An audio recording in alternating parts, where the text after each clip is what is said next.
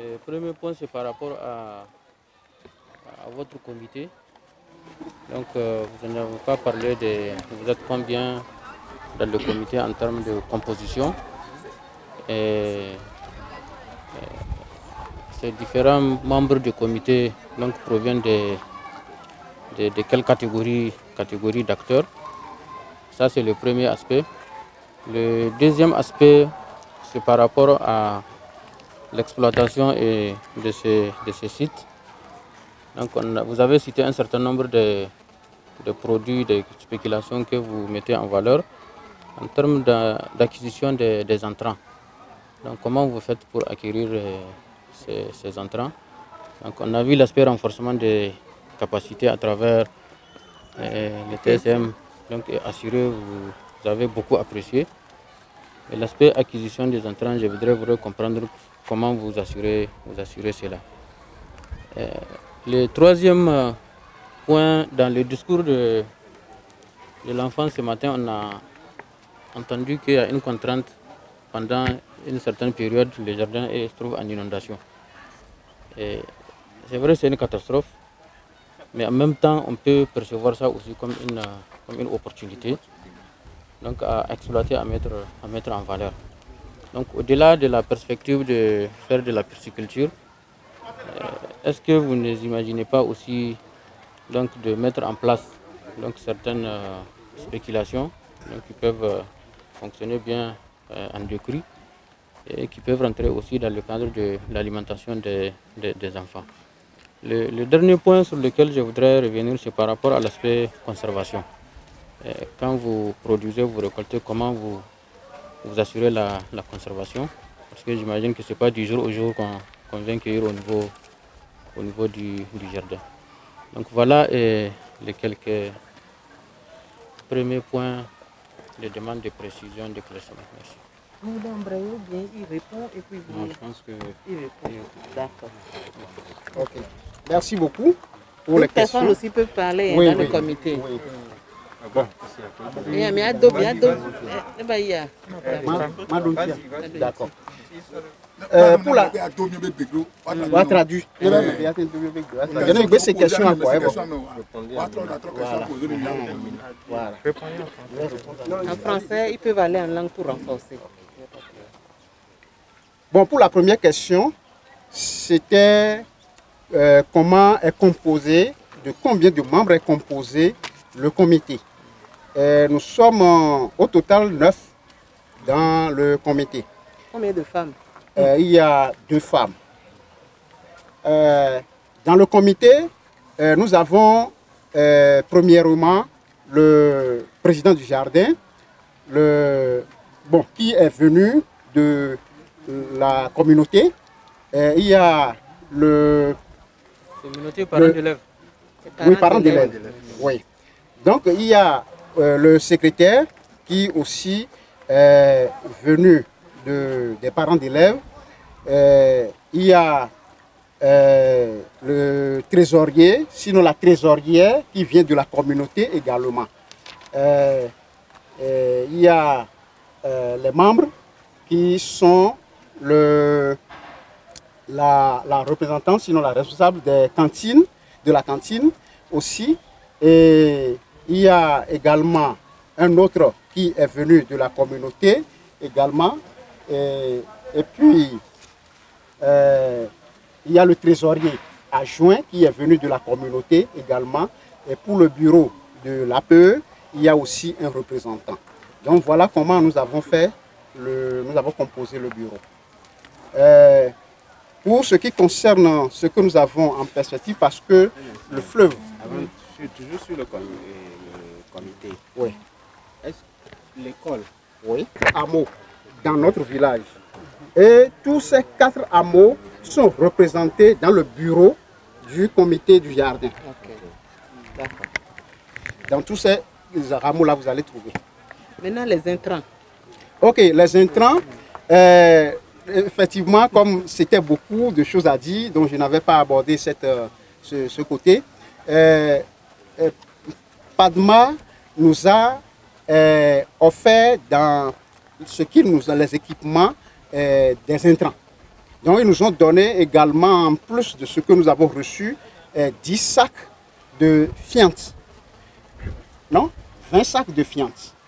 Nous avons également reçu des produits bio-insecticides et bio-pesticides. Parce que ici, comme c'est l'alimentation des enfants, nous ne voulons pas du tout que les produits phytosanitaires qui endommageraient la santé des enfants y entrent dans leur alimentation. Donc c'est pourquoi nous produisons, nous faisons du bio, rien que du bio ici. Bon, pour ce qui concerne la crue, lorsque la crue vient et que, bon, c'est essentiellement cette partie qui est inondée. Oui. Et lorsque il y a un cours d'eau qui passe par ici. Donc, lorsque ça arrive, ça dérange les plantes qui sont de ce côté. Mais nous avons fait cette culture-là à cet endroit parce que nous savons que les crincrins résistent à l'humidité. Bon, maintenant, comme j'ai reçu la question et que qu'est-ce que nous avons en PS, il n'y a pas d'autres cultures qui peuvent résister à l'humidité. Il y a du riz que nous produisons dans le village. Donc si avec le temps, nous voulons bien exploiter ce côté et si on n'arrivait pas à faire du tout l'aménagement, donc nous pouvons aussi faire du riz, produire du riz de ce côté. Nous voyons que bon, les pesticides, ce que nous avons en pesticides, il y a beaucoup de choses. Mais si nous pouvons quand même le faire, ça serait une bonne chose. Mais nous envisageons que lorsque les partenaires seront en train de nous aider, ils ne vont pas être éternellement là. Donc nous envisageons à ce que lorsque les partenaires vont finir de nous aider ou qu'un jour ils ne vont plus être en mesure de nous aider, nous puissions prendre en charge nous-mêmes ce que nous sommes en train de faire. Parce que le technicien nous a aidé beaucoup à pouvoir comprendre ces choses et à nous prendre en charge. Il nous a bien préparés, il nous a formatés. Donc il a voulu à ce que lorsqu'ils seront retirés, nous puissions quand même continuer. Maintenant pour la conservation des légumes, est-ce que c'est tous les jours qu'on vient faire la coupe pour le jardin ou bien on peut, pardon, pour la cuisine, ou bien on fait des coupes pour une semaine et comment vous conservez ça en attendant que ça ne rentre à la cuisine? La conservation, pour le moment, nous n'avons pas encore un cours de séchage ou un magasin pour conserver les choses. Donc les choses sont sur place. Et lorsqu'ils ont besoin, donc nous venons chercher pour leur donner à la cuisine. Chaque jour. Mais quand ça dépasse, c'est en ce moment où nous vendons. Voilà, donc c'est ce moyen-là seul que nous utilisons pour la gestion. D'accord. Donc vous vendez parce que vous n'avez pas la possibilité de conserver. De conserver et de stocker. Oui, oui. Ok. Maintenant pour les entrants, vous avez commencé à répondre, mais vous n'êtes pas allé loin. Donc un premier kit vous a été offert justement par le projet. Mais le projet ne va pas donner chaque année. Donc il y aura un moment où vous devrez prendre en charge. C'est pourquoi je posais donc la question au-delà de l'appui du projet. Où est-ce que vous vous approvisionnez en ces entrants-là? Okay. Oui, effectivement, le projet nous a donné des intrants tels que les graines. Donc nous avons reçu beaucoup de graines que nous avons déjà utilisées et qui sont déjà finies. Donc présentement, nous n'avons plus de stock. Mais il y a dans la localité un endroit où nous achetons des graines. Donc ces graines-là, c'est ce que nous avons en compte qui nous permettra maintenant de commencer par acheter ces graines. C'est ça. Quand est-ce que vous avez reçu les intrants du projet? En même temps avec les matériels. En juin 2020. Oui. En juin 2020. Oui. Nous avons reçu de biopesticides, bio-insecticides. Au cours de quel mois? Bon. Sinon, que les appuis du projet ont démarré en juin, mais pas avec la mise en place des équipements et intrants. La mise en place des équipements et intrants a eu lieu en octobre 2020. octobre 2020 que vous avez eu les premiers intrants. Vous avez reçu combien de fois les intrants du projet? Une fois. Une seule fois. C'est une fois en Oui. octobre 2020. Oui. Et c'est ça que vous avez utilisé jusqu'à présent? Oui. Jusqu'à présent. Jusqu'à présent, non. Parce que, oui et non, parce que ce que nous utilisons, jusqu'à présent, il y en a qui sont encore là. Et il y en a d'autres qui sont épuisés, que nous ne disposons pas.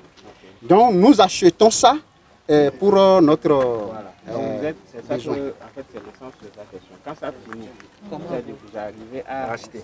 Oui, nous n'attendons plus les partenaires pour en avoir. Donc, nous achetons nous-mêmes. C'est en fait cet aspect que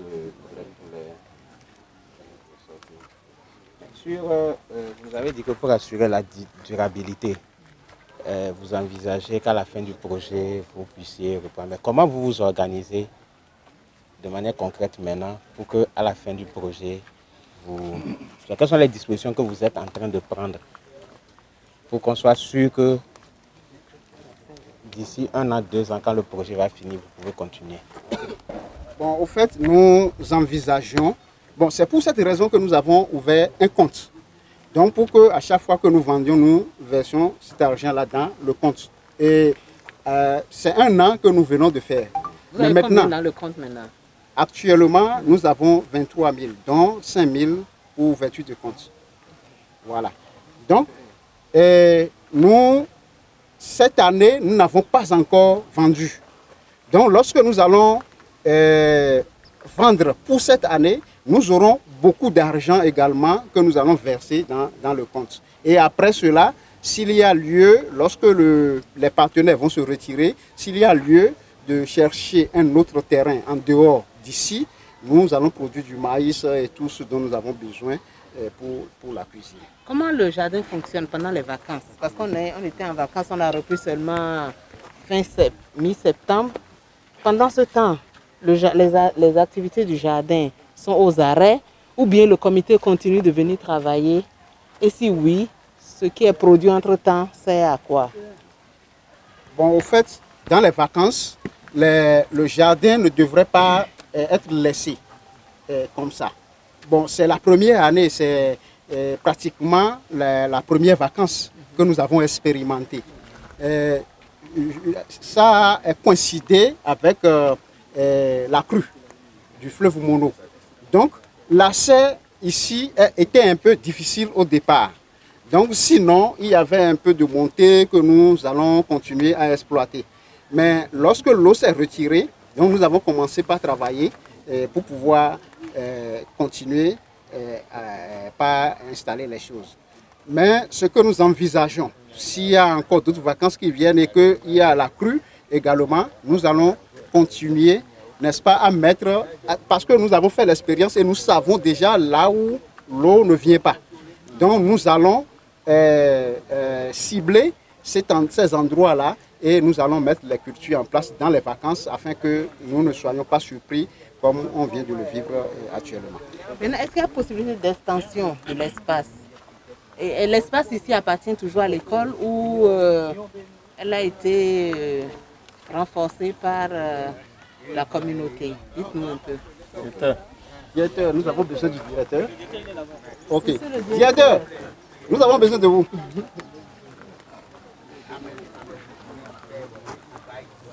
Tient-il à l'école? Oui, nous avons un acte de donation, c'est avec moi. Donc c'est l'espace de l'école. Oui, c'est pour l'école. Est-ce qu'il y a possibilité d'extension, d'agrandir ça? Toujours sur dans le domaine Oui, ici. Oui, on peut agrandir. Au-delà de l'espace dépasse ici. Est-ce que l'espace dépasse? Pour l'école, c'est ça la limite, ça je dis. Ça c'est pour l'école, ça, mais les gens sont prêts à donner. Le CV est là? Oui, il est là. Le chef village. CV. Ah, CV. Ce que le directeur a dit, est-ce que c'est vrai? Oui, c'est possible. Oui, oui, c'est possible. On peut agrandir. Si vous avez des questions. D'accord. Sinon, Tu as fini?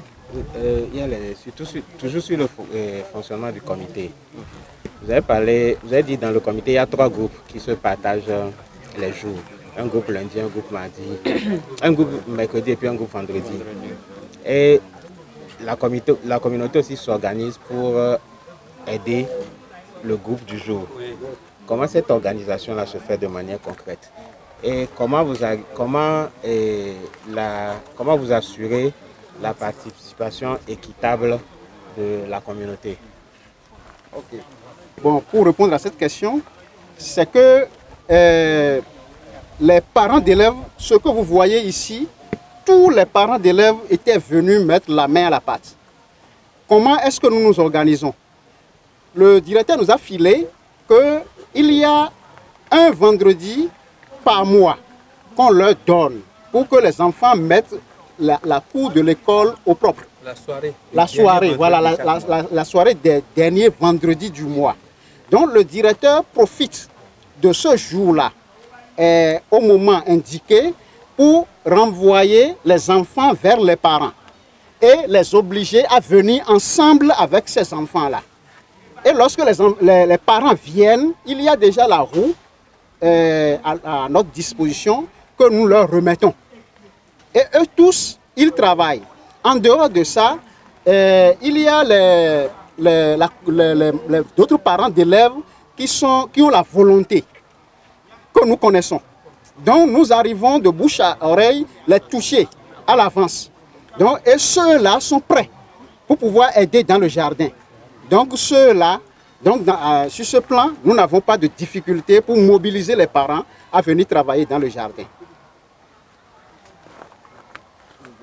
En fait, si un parent, vous renvoyez l'enfant vers le parent, mais si le parent ne vient pas avec l'enfant pour travailler le jour indiqué, quels sont les... Et nous avons au moins 400 habitants.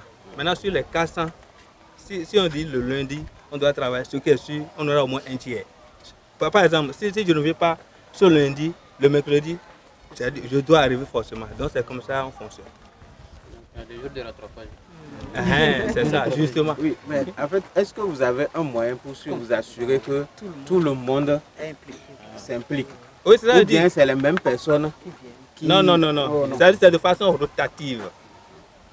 Il n'y a pas de règle sans exception. C'est vrai que franchement, tous les parents ne viennent pas travailler. Au même moment. Mais nous obtenons quand même un pourcentage plus élevé de participation au travail dans le jardin.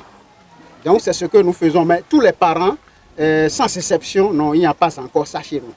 Mais nous savons que avec le temps, lorsque les choses vont commencer par bien prendre et que les enfants seront bien entretenus ou pris en charge, donc eux-mêmes ils seront motivés, le reste sera motivé à venir faire le travail. Si vous permettez, est-ce qu'on peut demander à la collègue représentant l'ONG partenaire du PAM de nous dire un peu comment ça se passe de façon concrète sur le terrain entre le PADMA et l'ONG, à quoi vous contribuez, quelles sont les difficultés ou les perspectives très rapidement. Merci, je vous remercie. Je me représente à nouveau, Nassirat Maman, superviseur des cantines scolaires dans la commune d'Atiem et une partie de Bopa. Qu'est-ce que nous faisons? Nous suivons la bonne gestion des cantines scolaires. C'est vrai qu'il y a un comité de gestion en place. Nous suivons comment cela doit être, parce que c'est ces comités qui doivent prendre la relève après, parce que le PAM et les ONG partenaires seront aussi amenés à se retirer.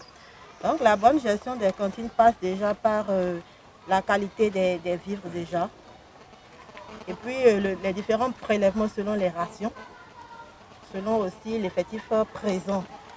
On fait un prélèvement hebdomadaire, puis des prélèvements journaliers. Donc toutes ces différentes actions nous ramènent à la cuisine. Et au niveau de la cuisine, il y a un menu hebdomadaire que nous faisons pour quand même améliorer la qualité des repas.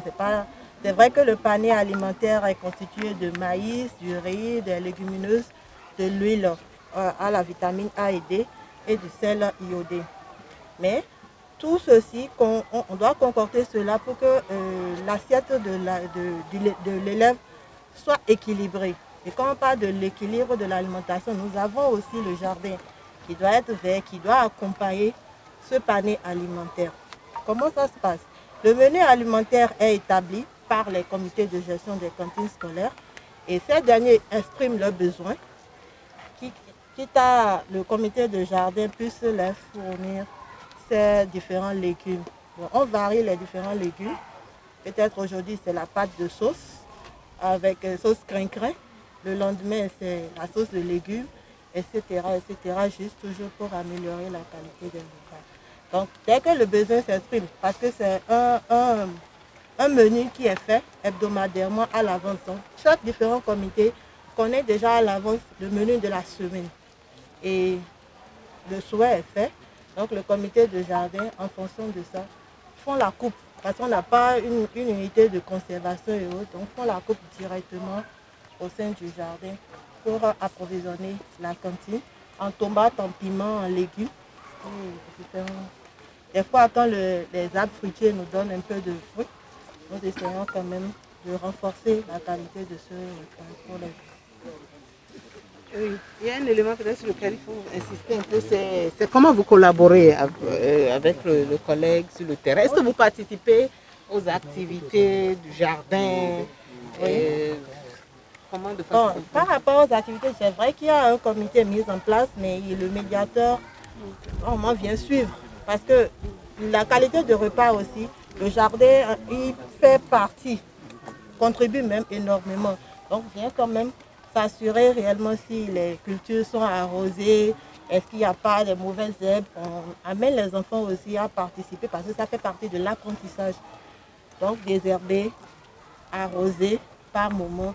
Et dès qu'il y a même des planches jaunes, c'est même le médiateur qui signale à cette planche, c'est à revoir ici, ainsi de suite. Donc il y a une synergie d'action.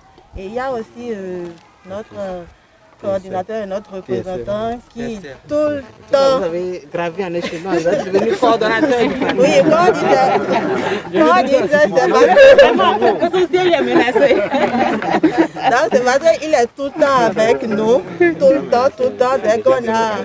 Donc en fait c'est un nom qu'on lui a donné. Quand on dit coordinateur, on sait que c'est de lui il s'agit. Donc oui. Donc il nous a appris, c'est vrai que nous-mêmes nous avons quelques notions, mais il nous a appris quand même à faire les planches. Et ce que nous répliquons dans d'autres écoles aussi. Et nous profitons de cette rencontre pour pouvoir faire l'extension, parce que nous avons 37 écoles à Atiémé, qui par quelques écoles qui ont eu la chance d'être suivies, mais c'est minime. Si on peut avoir quand même ces différents suivis pour que toutes nos écoles à cantine puissent avoir des jardins verts et améliorer la qualité des repas. Vous avez commencé à aborder un point très important, c'est la participation des élèves dans les activités du jardin. C'est un élément important qui participe dans l'éducation environnementale même, disons, de ces enfants. Et ça, quand l'élève apprend également, ça peut faire aussi tâche d'huile au niveau de sa famille. C'est quelque chose qu'il apprend déjà au niveau bas âge. Il répète ça au niveau maison. Voilà. Le deuxième aspect, on a senti, tout comme le président du comité, quand il a ses soucis d'offrir une alimentation saine aux élèves. Et vous avez bien relevé que ces soucis déjà commencent par avoir cas de produits sains. Donc c'est pour ça que j'ai posé la question sur l'acquisition en entrant. Je sais que quand vous achetez vos semences du tout venant, donc vous n'êtes pas sûr de la qualité justement de ces semences. Donc je fais un peu le lien avec toute la dynamique que le PADMAR est en train d'impulser dans la filière maraîchère à travers l'accompagnement du sous-secteur semencier. Aujourd'hui, on a des producteurs de semences qui sont certifiés au niveau du pays, avec qui vous pouvez être en relation justement pour acquérir ces semences de qualité. Vous êtes sûr d'avoir des semences de qualité et leur ça les fait aussi des marchés, ils ont une clientèle. Donc il y a un partenariat qui est établi avec ces sous-secteurs semenciers et les cantines scolaires. On a vu également lors des visites des jeunes qui sont accompagnés pour la production du biofertilisant, qui peuvent également être en relation avec l'école pour pouvoir approvisionner l'école. Ces éléments pour nous peuvent constituer des éléments de durabilité même après le départ du projet, surtout qu'on a vu il y a une dynamique aussi d'approvisionnement, de vente de produits qui approvisionnent la caisse. Cette caisse peut être utilisée justement dans ce genre d'activité. Donc voilà les commentaires que j'ai si vous permettez, Oui. par rapport à votre développement. Par exemple, pour la semence de gombo et la semence qu'on a utilisée pour la pépinière de piment, on les a achetées chez les semenciers et qui ont la oui. Le gombo, nous avons une semencière qui a reçu de certification à Tiémé, c'est chez elle on a pris le gombo et le piment TPS. Il y a une dame à Comé qui a été accompagnée et c'est chez elle on a payé la semence TPS.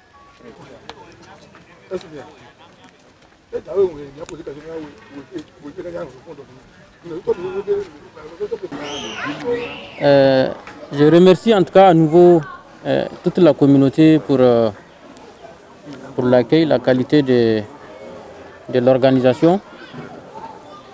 Quand on était au niveau du jardin, on a commencé déjà à échanger avec le comité et on a abordé aussi un peu donc, les questions de gestion des cantines avec les collègues médiateurs du PAM. Selon les échanges, on a compris effectivement que vous êtes à une première expérience d'exploitation de ces jardins scolaires. Et déjà à une première expérience, ce qu'on a vu, donc ça donne déjà en tout cas de meilleures perspectives. Parce qu'on a vu toute une organisation autour de la gestion. Il y a des différents comités qui ont été mis en place au niveau du jardin, au niveau des cantines. Et on a vu également donc, la dynamique de synergie, de collaboration entre les différents comités qui travaillent depuis le jardin, la production agricole, jusqu'au niveau de la cuisine. Et on a vu également avec le comité jardin, il y a un souci de faire de l'agriculture biologique, avec l'objectif de produire des produits sains pour pouvoir présenter à la cuisine des aliments sains pour que les enfants ne puissent plus souffrir de cette intoxication alimentaire qui par le passé on a vu dans les discours qui amènent les enfants à tomber malades et certains même jusqu'à trépasser. Donc ce souci d'amélioration de l'agriculture à travers l'utilisation des intrants de qualité, on a échangé également que déjà le jardin scolaire est en relation avec des producteurs de semences maraîchers en tout cas, qui sont certifiés localement au niveau du Bénin. Donc on est sûr que c'est des intrants, c'est des semences de qualité qui sont offertes. Et on a également des jeunes qui sont dans les biofertilisation qu'on a suggéré que ce jardin scolaire soit également en relation avec ces entreprises-là pour toujours avoir des intrants de qualité afin de produire des produits agricoles bio pour entrer dans l'alimentation des enfants. Donc globalement, moi c'est un sentiment en tout cas de satisfaction. Donc on a écouté également dans le discours du petit, il y a un certain nombre de doléances. Nous, en tant que mission de supervision conjointe, donc nous avons bien noté et c'est des éléments que nous allons ensemble analyser avec l'équipe du projet pour voir les différentes recommandations à retenir pour que dans l'avenir, ces préoccupations puissent être prises en compte. Donc voilà, chers collègues, mesdames, messieurs, ce que j'ai retenu de ces échanges avec le comité jardin et l'équipe du PAM. Merci. On vous remercie d'ailleurs au nom du maire de la commune d'Atiémé et au nom de tout le conseil communal parce que c'est un important appui avec tout ce que vous venez de décrire tout à l'heure.